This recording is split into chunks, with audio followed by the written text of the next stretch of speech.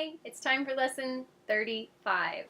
My mind is part of God's. I am very holy.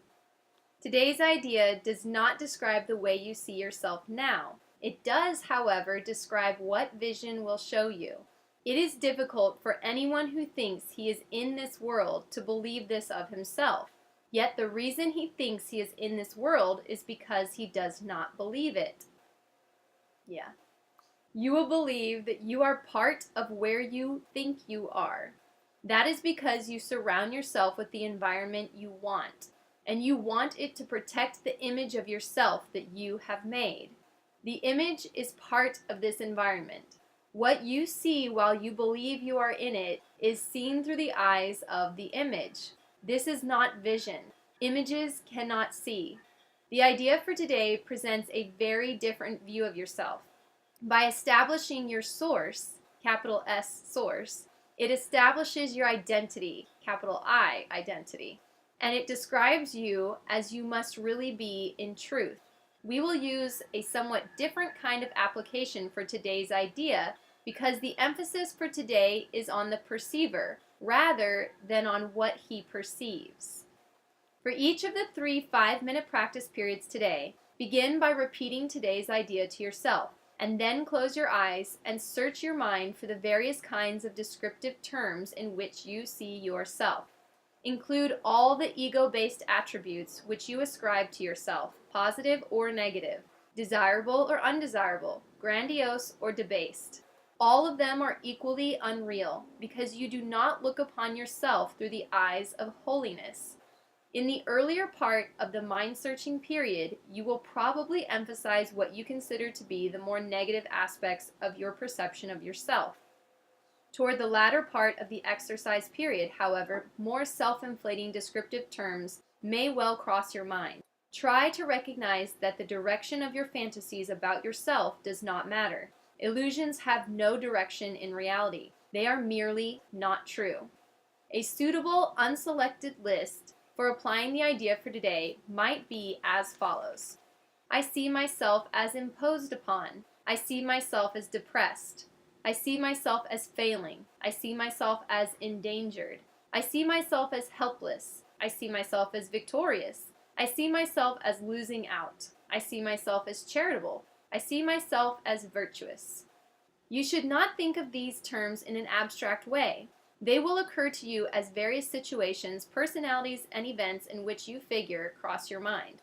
Pick up any specific situation that occurs to you. Identify the descriptive term or terms you feel are applicable to your reactions to the situation and use them in applying today's idea. After you have named each one, add, "But my mind is part of God's. I am very holy." During the longer exercise periods, there will probably be intervals in which nothing specific occurs to you. Do not strain to think up specific things to fill the interval, but merely relax and repeat today's idea slowly until something occurs to you. Although nothing that does occur should be omitted from the exercises, nothing should be dug out with effort. Neither force nor discrimination should be used. As often as possible during the day, pick up a specific attribute or attributes you are ascribing to yourself at the time and apply the idea for today to them, adding the idea in the form stated above to each of them. If nothing particular occurs to you, merely repeat the idea to yourself with closed eyes. This lesson is really informative. You may not even realize how you see yourself until doing this lesson. It probably will be eye-opening, and you might realize you're harder on yourself than you need to be. But this lesson just seems to be a stepping stone towards starting to change the perception you have about yourself. Like said before in previous ones, you can't start to change your perception until you recognize what your perception is. So this lesson is getting you to look at how do you perceive you? What image have you made for yourself? Who do you think you are? Who do you think you are? No, but really, who do you think you are? Do you think that you're a champion? Do you think that you're a quitter? Do you think that you don't deserve a good relationship? You know, think about it. And then there's also the superficial image of, well, I'm, going back to like high school days when there were all the groups, like the skaters and the jocks and the athletes. I guess those were the jocks. Okay, so all I can remember is the skaters and the jocks. Oh, like the nerds, the brainy kids, the cheerleaders, the cool kids, the burnout kids.